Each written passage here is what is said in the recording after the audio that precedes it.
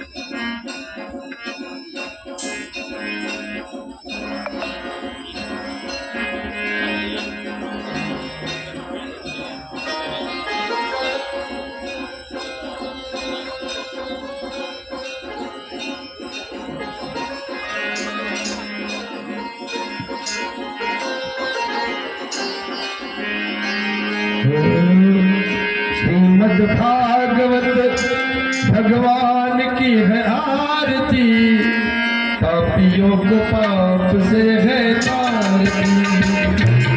श्रीमद् भागवत भगवान की है आरती, पापियों को पाप से है तारती। ये अमर ग्रंथ ये मुक्ति पंथ ये पंचम वेद निराला, नौ ज्योति जगाने वाला। ये अमर ग्रंथ ये मुक्ति पंथ ये पंचम वेद निराला, नौ ज्योति जगाने वाला। हरि नाम यज्ञ हरि नाम यज्ञ हरि नाम यज्ञ हरि नाम यज्ञ, जग में है मंगल आरती, पाप से है तारती। श्रीमद् भागवत भगवान आरती, पापियों को पाप से है तारती।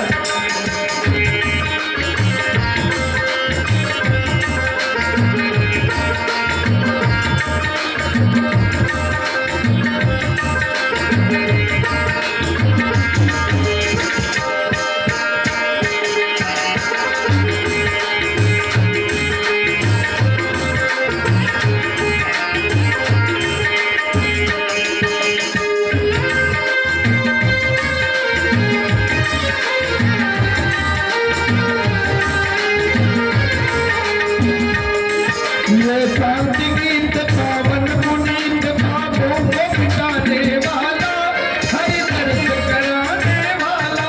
ये शांति गीत पावन पुनीत पापों को मिटाने वाला, हरि दर्श कराने वाला।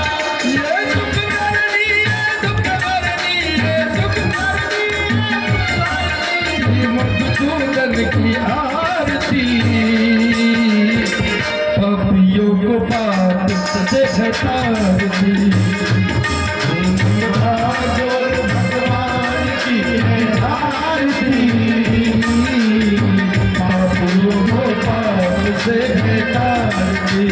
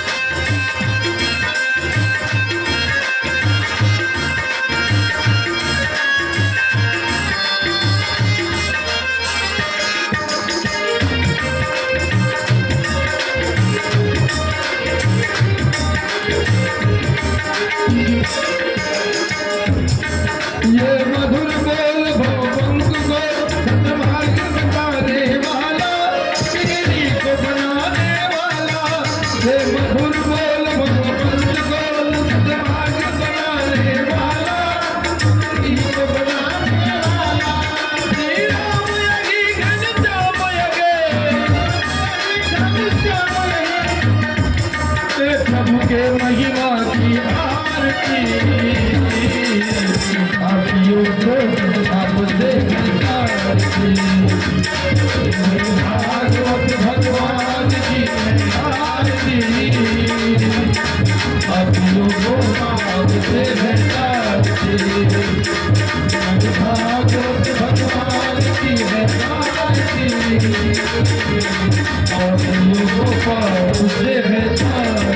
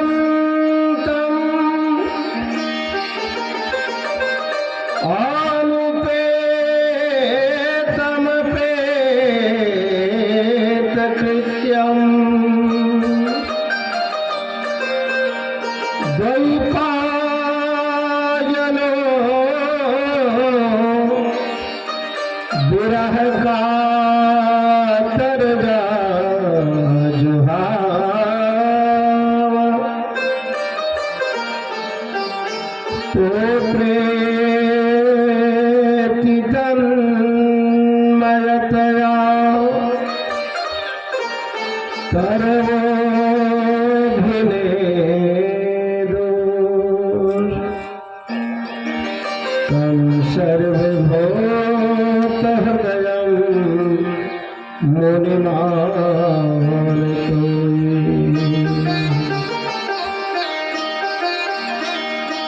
मोर मुकुट काटिका छनी और जंती माल या मानक मन में बसो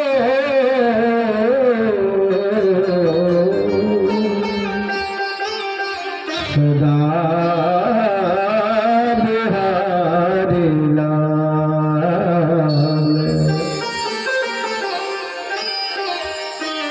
जय जय राधा सलो भाव से प्रेम से बोले जय जय राधा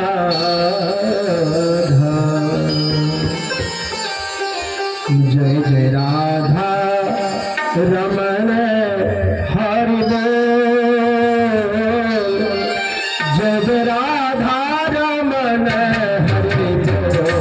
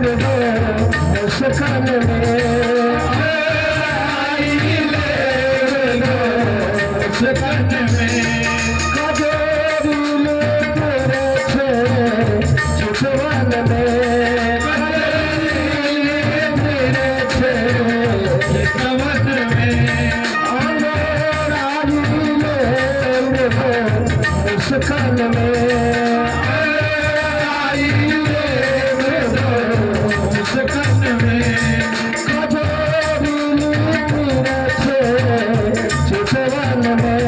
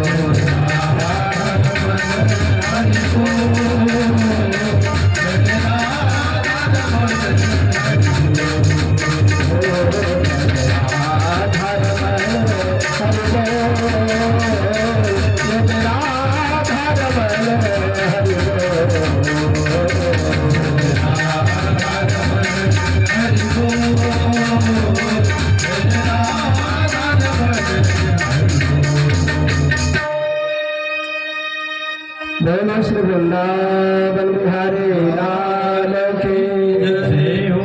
श्रीमद् भागवत महापुराण की जय हो। श्री सुखदेव जी महाराज की जय हो। सद्गुरुदेव भगवान की जय हो।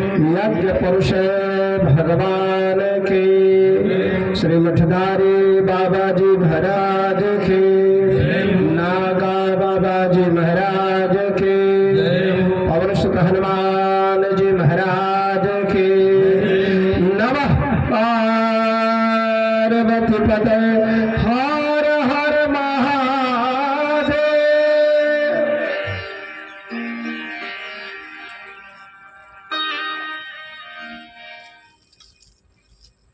प्रातः सुनिए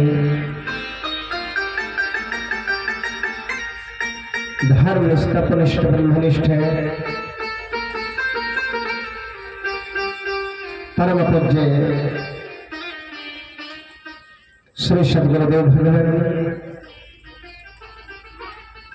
परम पूज्य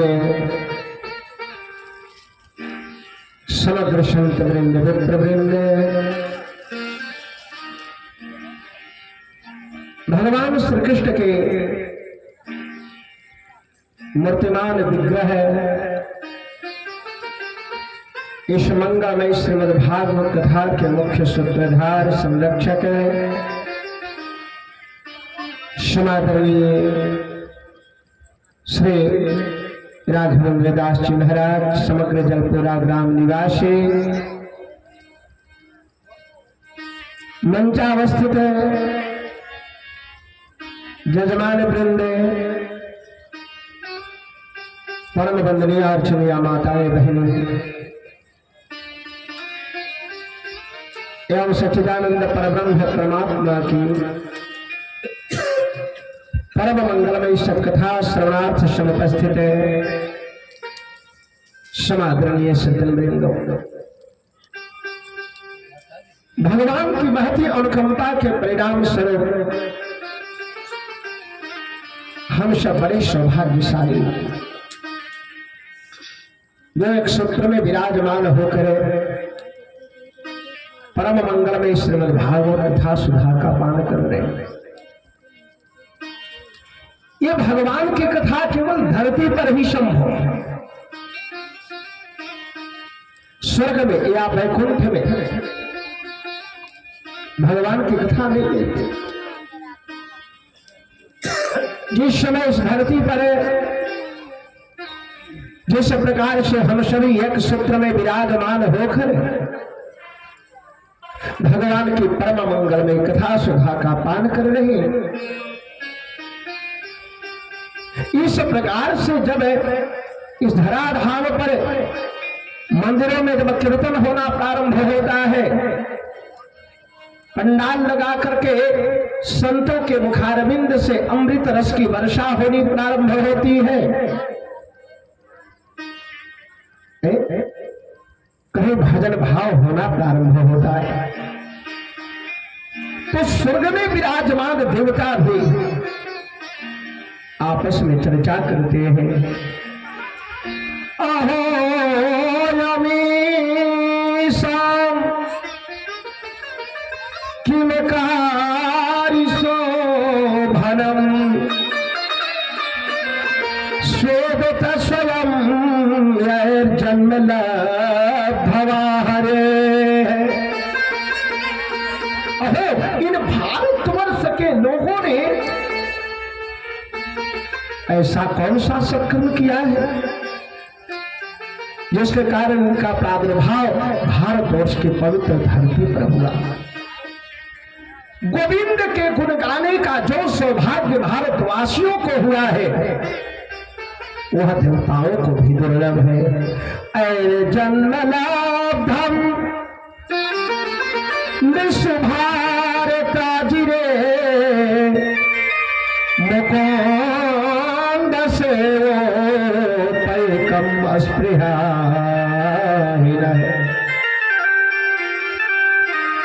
तड़पते हैं देवता। ये देव दुर्लभ चीज है। हाँ, समझ में आए या न आए, जीवन में अपनाओ या न अपनाओ, लेकिन यह जीवन में परम धारण करने योग्य चीज है। और जिसे एक बार स्वाद लग गया हो, चाहे संत हो चाहे सदगृहस्थ हो, भगवान की कथा का एक बार जिसको स्वाद लग गया, मृत्यु के उपरांत में उसे मुक्ति की भी चाह नहीं होती है, बल्कि वो यही चाहता है कि मैं बार बार इस धरती पर आऊं ताकि भगवान की कथा श्रवण करने का सौभाग्य मिले।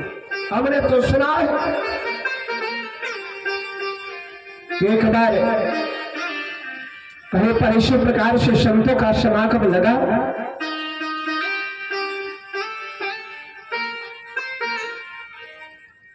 तो देवलोक से संतों को लेने के लिए विमान आया और देवदूतों ने संतों से निवेदन किया, आग्रह किया, हे महाराज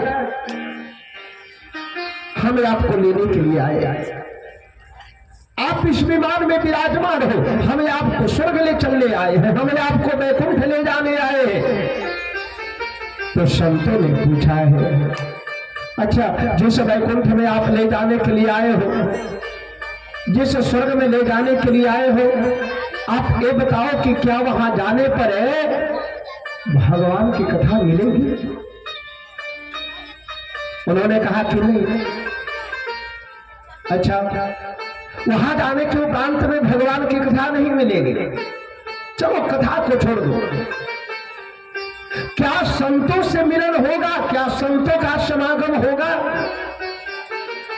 कहा नहीं, संत समागम भी धरती पर ही संभव है, स्वर्ग में वैकुंठ में बड़ा ही कठिन है, दुर्लभ है। अच्छा चलो, क्या स्वर्ग में वैकुंठ में यज्ञ महोत्सव देखने को मिलेगा? देवदूतों ने कहा कि नहीं, यज्ञ महोत्सव इस धराधाम पर ही संभव है। तो संतों ने कहा कि जब वहां पर भगवान की कथा नहीं मिलेगी, जब वहां पर संतों का सानिध्य नहीं मिलेगा, समागम नहीं मिलेगा, दर्शन नहीं मिलेगा, और जब वहां पर एक यज्ञ महोत्सव नहीं मिलेगा तो हे महाराज, ये तीनों से रहित यदि वैकुंठ की भी प्राप्ति हो ना, तो वो वैकुंठ भी हमें नहीं चाहिए। उस वैकुंठ से श्रेष्ठ तो ये धरती है। नायत्र यज्ञ नायत्र वैकुंठ कथा सुधा पगा न साधवो भागवताजस्तदाश्रया है न यत्र यज्ञे समखा महोत्सवा सुरेश लोकोऽपि न वै ससेव्यता। बड़ा उत्तम चीज है यार, और ऐसा उत्तम चीज हम सबको सहज भाव में प्राप्त हुआ है। परम मंगल में इस चर्चा में हम बड़े ही सुंदर प्रसंग पर दृष्टि डाल रहे हैं। कल हम सब लोग श्रवण कर रहे थे। देखो, जीव के जीवन की जो सबसे बड़ी विपत्ति होती है,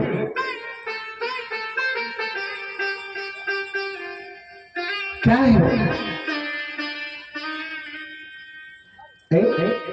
एक बात और समझना जी कि दुख में और विपत्ति में अंतर है। दुख अलग है, विपत्ति अलग है। दुख क्या है? किसी चीज का या तो बिल्कुल हमारे जीवन में कमी हो या किसी चीज की बहुत ज्यादा अधिकता हो जाए, वह दुख है। अभाव है। एक गरीब के पास में प्रचंड सर्दी के सीजन में ओढ़ने के लिए कंबल नहीं है, ये उसको दुख है। बाजार में हलवाई के दुकान पर नाना प्रकार के मिष्ठान विराजमान है, इसे खाने की इच्छा भी हो रही है, लेकिन पैसे न होने के कारण खा नहीं रहा है, ये दुख है। हाँ। किसी चीज का जीवन में न होना ये दुख है, लेकिन विपत्ति उसका नाम है। कभी कभी देखो, संसार में जितने भी जीव हैं ना, सबको किसी न किसी के ऊपर भरोसा रहता है कि हमारे जीवन में कोई ऐसी विषम समस्या आएगी तो वह व्यक्ति मेरा अपना है, भाई है कि मित्र है कि नातेदार है कि रिश्तेदार है कि पड़ोसी है। तो हमारे जीवन में कोई ऐसी स्थिति आएगी तो वह हमारे जीवन में सहायता करेगा।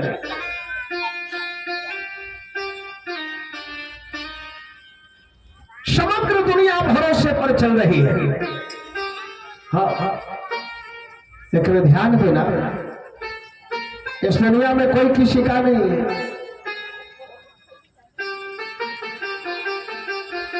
यदि राम जी आपके साथ में नहीं है ना, तो संसार भी आपसे मुंह मोड़ लेगा। दुनिया में आपका जो भरोसा है, आपका जो विश्वास है कि वह मेरा अपना है, ध्यान देना, विपत्ति पड़ने पर जिसके ऊपर आपका बहुत भरोसा है, बहुत विश्वास है, ये मेरा अपना है, मेरे जीवन में सहायता करेगा, विपत्ति उसका नाम है। विपत्ति जब आपके ऊपर पड़ेगा ना, तो जितने अपने होंगे सब किनारे कर। जिनके ऊपर जब भरोसा है आपको, दूरी बनाने लगे तो समझो कि आपके जीवन में विपत्ति आ गई।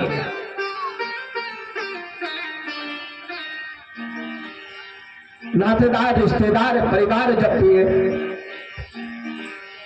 दूरी बनाने लगे तो विपत्ति,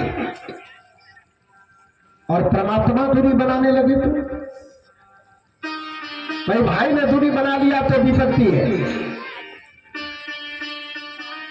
चाचा ने दूरी बना लिया तो विपत्ति है, बाबा ने दूरी बना लिया तो विपत्ति है।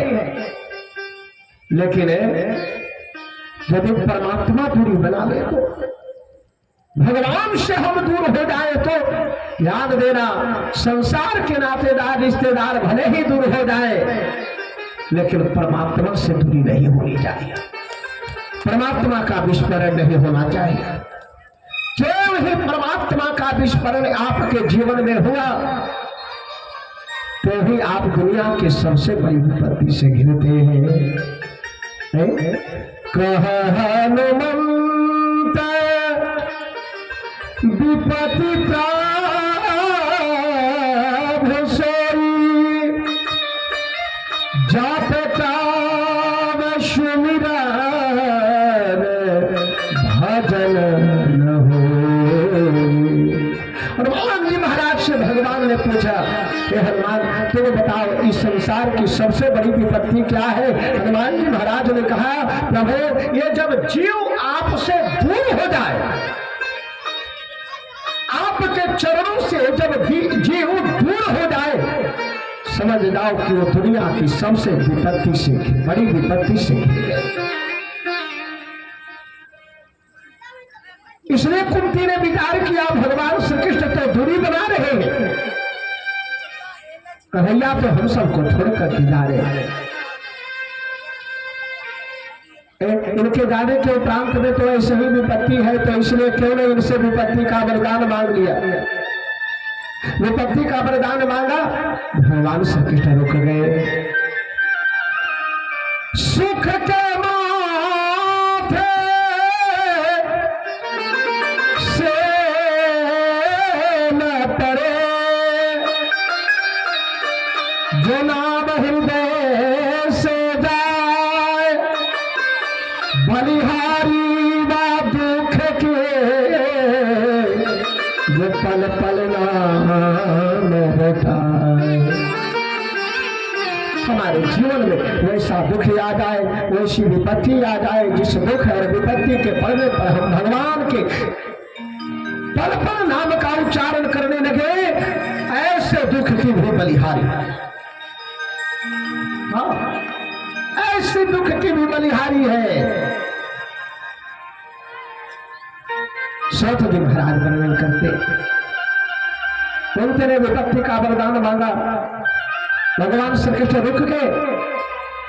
भगवान श्री कृष्ण के रुकने का कारण सब लोगों ने अपने अपने हिसाब से अंदाजा लगाना प्रारंभ किया, मेरे कारण रुके हैं, मेरे कारण रुके हैं। लेकिन तो भगवान श्री कृष्ण जानते हैं कि किस लिए रुके हैं, क्योंकि उनका एक भक्त आज भी बाणों की सैया पर क्षेत्र में पड़ा करा रहा है।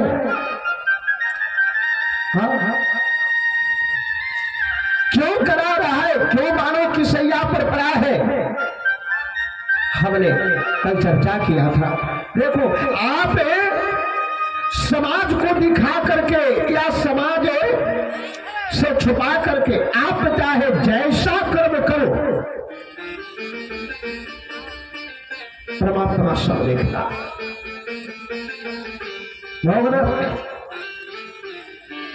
अवश्यमेव भोक्तव्यम् कृतं कर्म शुभाशुभम्। नष्ट नहीं हो सकता है, आपको भोगना पड़ेगा, कुछ यहाँ भोगना पड़ेगा और कुछ वहां भोगना पड़ेगा। कर्मान की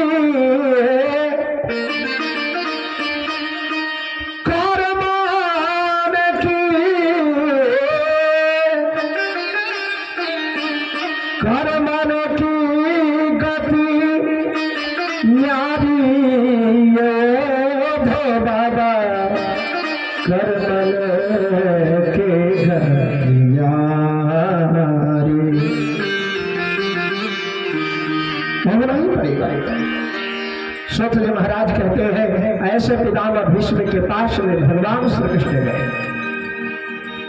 पितामह भीष्म ने जब जाना कि भगवान कृष्ण हमारे पास में आए हैं, भाव प्रवण होकर के उन्होंने स्तुति किया भगवान से, और भगवान श्री कृष्ण जब उनसे प्रसन्न हुए ना पितामह भीष्म की स्तुति से, पितामह भीष्म भक्त तो पहले से ही थे, तो पितामह भीष्म ने भगवान श्री कृष्ण ने पितामह भीष्म से पूछा, हे महाराज बाणों की सैया पर पड़े जीवन की अंतिम वेला में विराजमान हो, आपको यदि हमसे कुछ मांगना है तो मांग, क्या चाहिए? आपके मन में यदि हमसे कुछ मांगने की इच्छा है तो आप मांग लो, कुछ इच्छा है मांगने की? पितामह भीष्म ने कहा, प्रभु आप दोगे? भगवान श्री कृष्ण ने कहा कि हाँ दूंगा, आप जो भी मांगोगे वो मैं प्रदान करूंगा। तो कहा यदि आप मुझे देना ही चाहते हो ना तो एक कार्य करो, मेरी शादी करा, मेरा विवाह करा दो। सुन करके भगवान श्याम सुंदर आश्चर्यचकित हो गए। अजी पितामह भीष्म जी महाराज,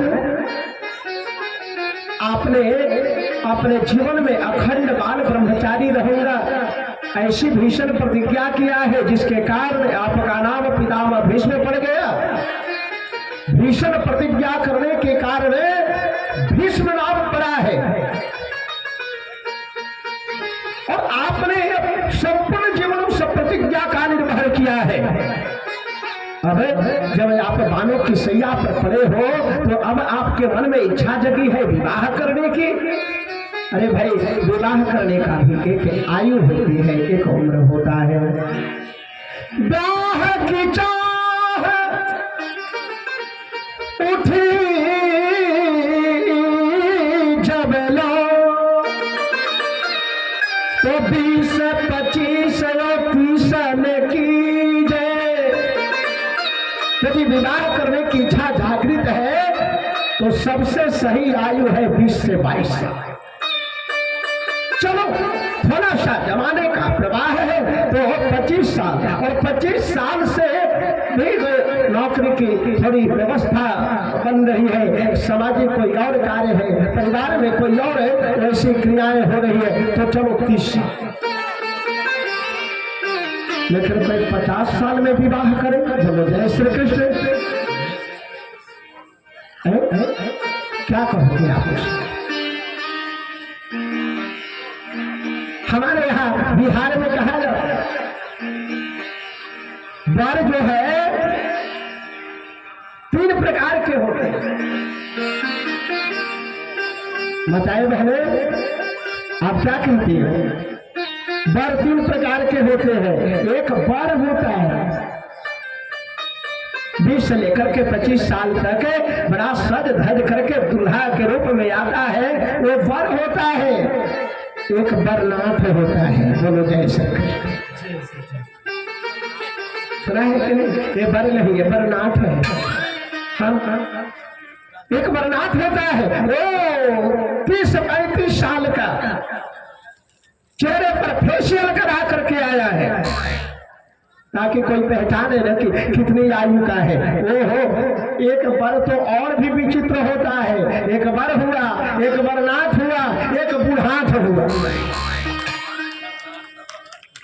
ये 3 प्रकार के बर होते हैं। हे महाराज, जिस समय आपकी शादी की आयु थी उस समय तो आपने प्रतिज्ञा कर लिया कि नहीं नहीं, मुझे विवाह नहीं करनी है, मैं अखंड बाल ब्रह्मचारी रहूंगा।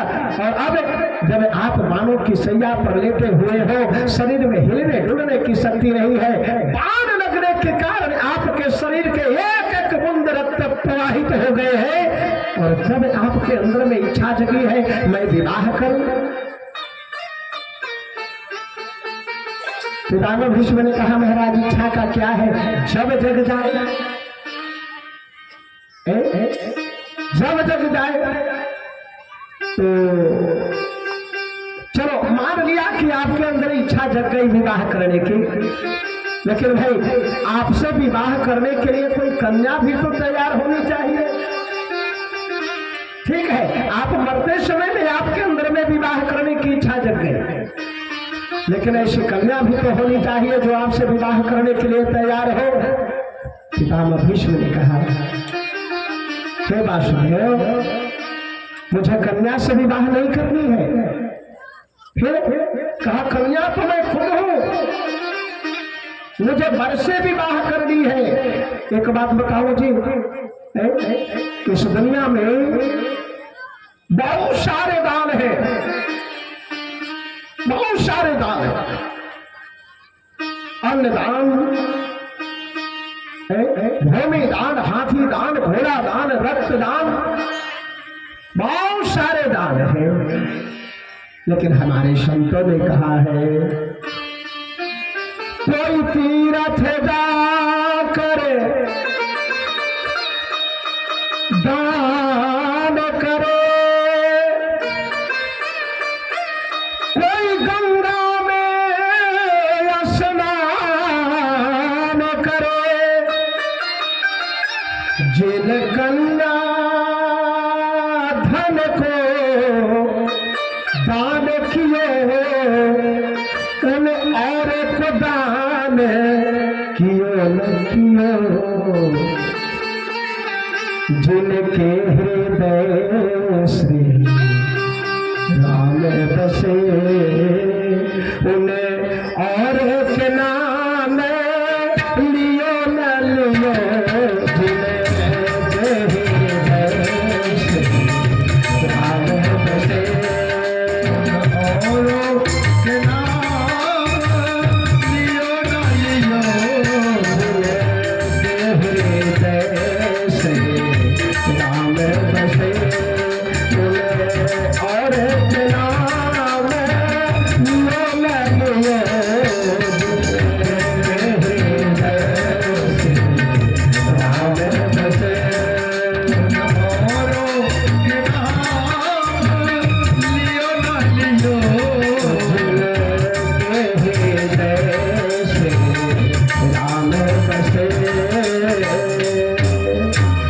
सबसे उत्तम दान कन्या। हाँ, आजकल तो समाज में एक अधिक विचित्र विडंबना चल रही है। किसी घर में यदि पुत्र जन्म लिया तो हम थाली नहीं, ड्रम बजाते हैं, ड्रम। और किसी ने पूछा कि तुम्हारे घर में संतान का आगमन होने वाला था, नया मेहमान आने वाला था, क्या आया? बेटा हुआ है। मुझे प्रताप दे करके कहते हैं बेटा। बेटा का एक नाम पुत्र है, और पुत्र इसलिए नाम पड़ा है कि देखो स्वर्ग एक है, स्वर्ग दो चार नहीं है, स्वर्ग एक है। लेकिन भागवत के पंचम स्कंद के 26वें अध्याय में नरकों का चरित्र वर्णन है। नरक 28 है, 28 नरकों के समूह को संस्कृत में समूह का संस्कृत पुंग होता था, और पुत्र उसे कहते हैं जो अपने पिता को नरक पुंग त्रायते इति पुत्र है। वो अपने बाप को, अपने पिता को नरकों के समूह में जाने से जो बचाए, जाने से जो रक्षा करे, उसी का नाम पुत्र है।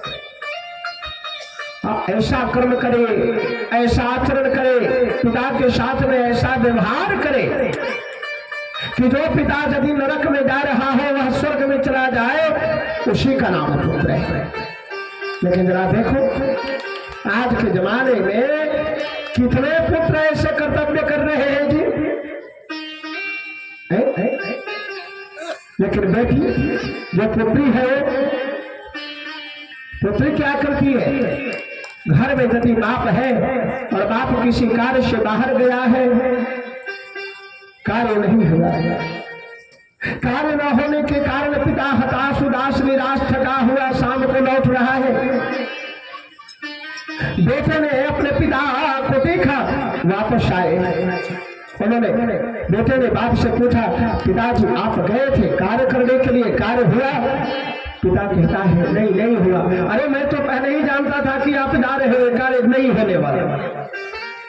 तो ये नहीं देखता है कि बाप कितना परेशान है, ये काम नहीं होने से क्या उसके हृदय पर गुजर रहा है, व्यतीत हो रहा है, ये नहीं पता है। मैं पहले से ही जानता था कि ये कार्य नहीं होने वाला है। लेकिन ध्यान देना, बाप का कार्य हुआ या नहीं हुआ, बाप यदि थका मादा आया है तो बाप के चेहरे को देख करके मेरा पिता उदास कितना है, थका कितना है, ये समझने की शक्ति जितनी बेटी में होती है ना उतना बेटे में नहीं होता है। वो उससे कुछ और बने या ना बने, बेटी के पास में सामर्थ्य कुछ और नहीं है, वो और ज्यादा कुछ नहीं कर सकती है, लेकिन बाप के सामने एक लोटा जल लेकर के खड़ी होने वाली यदि होगी तो बेटी होगी, यह कार्य बेटा नहीं कर सकता।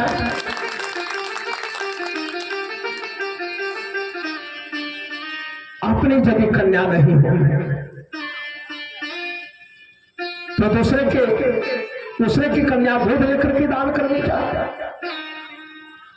यदि आप गोद नहीं ले सकते तो किसी की भी कन्या का दान हो रहा होगा उसमें कुछ न कुछ भागीदारी दे देनी चाहिए।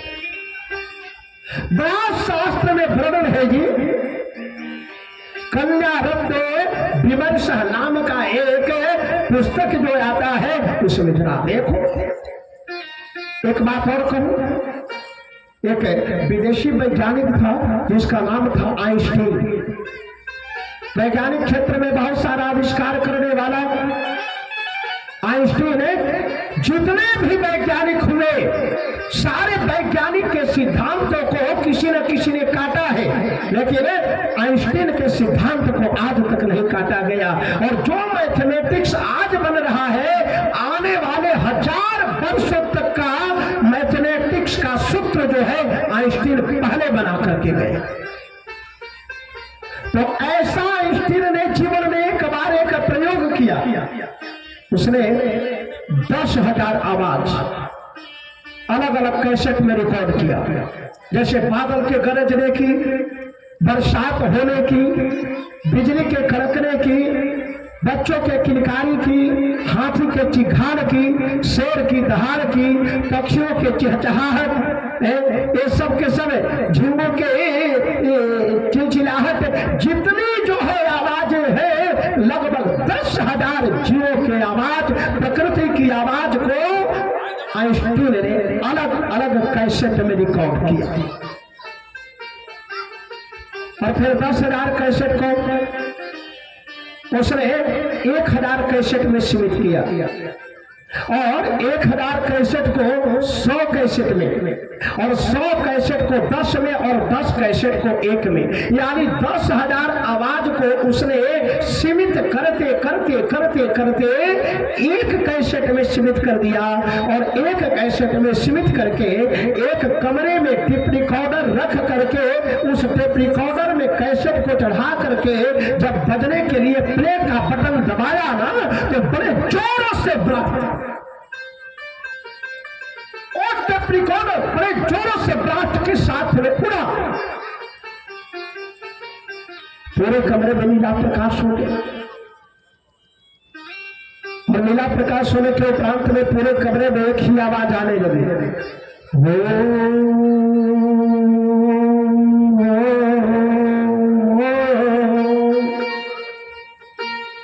तो आइंस्टीन लिखता है कि ओम इति सुप्रीम पावर, ओम जो है संसार की सबसे बड़ी शक्ति है।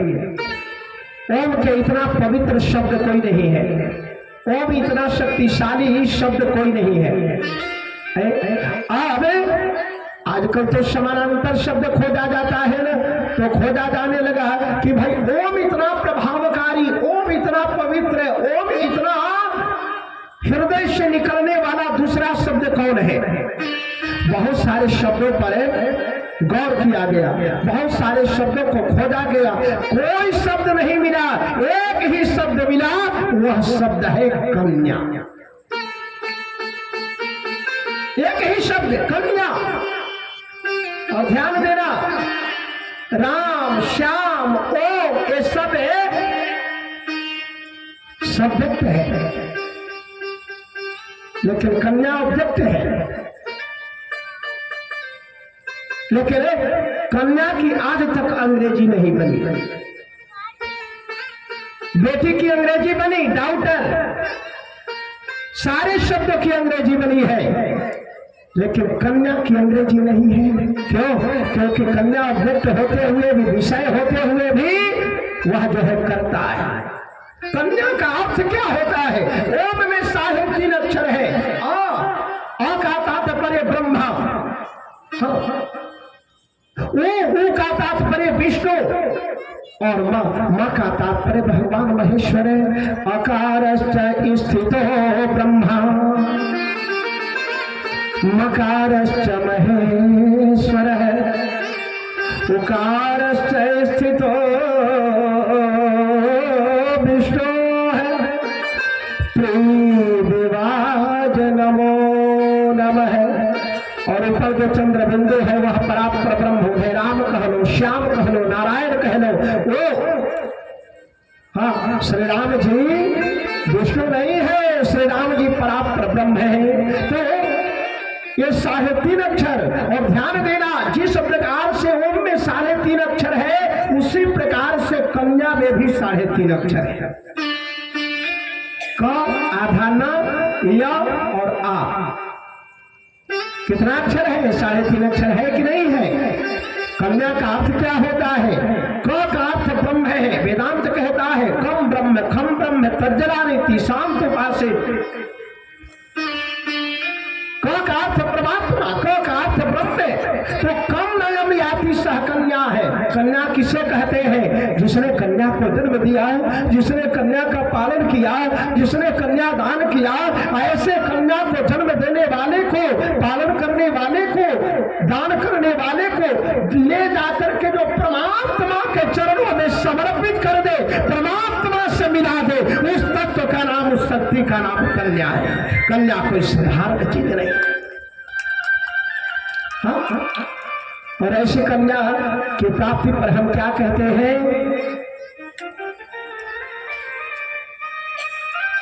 बेटी हुई, थोड़ा संकोच लगता है नहीं, लेकिन ध्यान देना, कोई कोई कन्या भार होती है। कन्या हमारे जीवन की भार नहीं है, श्रृंगार है, बड़े भाग्यशाली है। आप लोगों ने देखा होगा, समाज का एक सत्य, परिवार का एक सत्य, जो संपन्न है उनकी बात छोड़ दो, जिनके घर में धन दौलत का अंबार है उनकी बात छोड़ दो। हालांकि चिंतित तो वो भी हो जाते हैं यदि 2-4 कन्याएं हो जाती है, तो जो संपन्न व्यक्ति है वो भी चिंतित हो जाता है।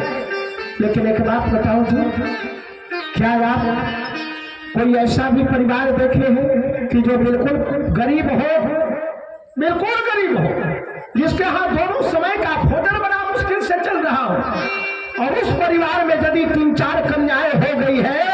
आपने कभी ऐसा सुना कि किसी कन्या की शादी रुक गई? धन के कारण किसी कन्या की शादी रुक गई है? नहीं, बल्कि वो भी एक गरीब की भी कन्या यदि गई है तो अच्छे घर में गई है, क्योंकि कन्या जो आती है अपना संस्कार, अपना श्रृंगार सब कुछ अपने साथ लेकर के आती है। 3 कोलों को ताल, इसलिए कन्या हमारे जीवन की ये नहीं है। लेकिन ध्यान देना, भार नहीं है, श्रृंगार है। लेकिन हाँ, कोई कन्या भार हो जाती। कौन सी कन्या भार होती है? जिस कन्या का स्वभाव चंचल बन जाएगा, जिस कन्या का स्वभाव चंचल बन जाए वह कन्या माता पिता के लिए, समाज के लिए भार हो जाती है। और चंचल किसे कहते हैं? जो एक जगह न रहे। बंदर बहुत चंचल है, तो बंदर को आप सोने के जंजीर से बांधो और आशा करो कि एक डाल पर रहेगा, नहीं, एक डाल पर नहीं, इस डाल से उछल करके उस डाल पर, उस डाल से उछल करके उस डाल पर, ये बंदर का स्वभाव है। तो जिस प्रकार से बंदर है एक डाल पर नहीं रहता, वैसे ही चंचल कन्या का स्वभाव क्या है? कभी एक जगह स्थिर न रहना। हाँ, कभी कभी चंचल कन्याएं आजकल के जमाने में एक और चीज कर दे रही है, स्टेप उठा ले रही है, भाग करके शादी कर ले रही है। बोलो जय श्री कृष्ण। हाँ, ये नया नया जमाना चला है। देखो पहले हमारे समाज में कौन सा विवाह होता था जी? ब्राह्म विवाह है। ब्राह्म विवाह का मतलब है जिसमें हमारे वेद की, शास्त्र की, समाज की मर्यादा लेकर के चला जाए, उस विवाह को ब्राह्म विवाह है। फिर थोड़ा सा समय बदला तो प्रेम भी एक चीज है, हमारे शास्त्रों ने मान्यता दिया है, तो प्रेम भी विवाह होने लगा। गंधर्व विवाह है, चलो शास्त्र में वो भी मान्यता दिया है। स्वयंवर विवाह शास्त्र ने उसकी भी मान्यता दिया है। अपनी मन की इच्छा के अनुसार विवाह किया, बुराई क्या है? लेकिन आजकल विचित्र विचित्र मैरिज ने जन्म ले लिया है। Mobile marriage, Facebook marriage, WhatsApp marriage, और अभी अभी कुछ समय से एक विवाह ने और जन्म लिया है, भाग मैरिज। भाग करके शादी करो भाई, ये कौन सी शादी है? प्रेम किया है, प्रेम का सम्मान हमारे शास्त्रों ने, समाज ने सब किया है। तो प्रेम जब किया है तो समाज का सामना करो, इसमें शर्माने की क्या बात है? लेकिन नहीं, भाग मेरे। और भागने वाली कुंवारी भागे तो भागे। आए दिन जब अखबार में पढ़ो, 2 बच्चे की मां प्रेमी संग, ये कौन सा मैरिज है? लेकिन आजकल हो रहा है। ध्यान देना, ऐसे ही कन्या माता पिता के लिए, समाज के लिए भार होती है। अच्छा एक बात और जी, एक कन्या के अंतराल में यदि हम पता करें कि एक कन्या के अंतराल में सबसे बड़ी सुंदरता क्या है, किस कन्या को हम जानते हैं, मानते हैं कि सबसे ज्यादा सुंदर है? आजकल तो लोग नाक देखता है, मुंह देखता है, लंबाई देखता है, चौड़ाई देखता है। एक बार आरा में एक मंदिर में देखा देखी हो रहा था, मैं भी वहां पर था, तो लोग कन्या को दौड़ा करके देख रहे थे। जरा दौड़ करके दिखाओ। अरे भाई ये कौन सा देखने की परंपरा है? लेकिन नहीं, ध्यान देना, एक कन्या के अंतराल में नाक मुंह में थोड़ी सी भले ही टेढ़ी मेढ़ी या सांवली गोरी हो, लेकिन यदि वो कन्या शीलवान है तो संसार की सबसे बड़ी एक कन्या के जीवन की सबसे बड़ी सुंदरता उसका शील है। वो कन्या जितनी शीलवान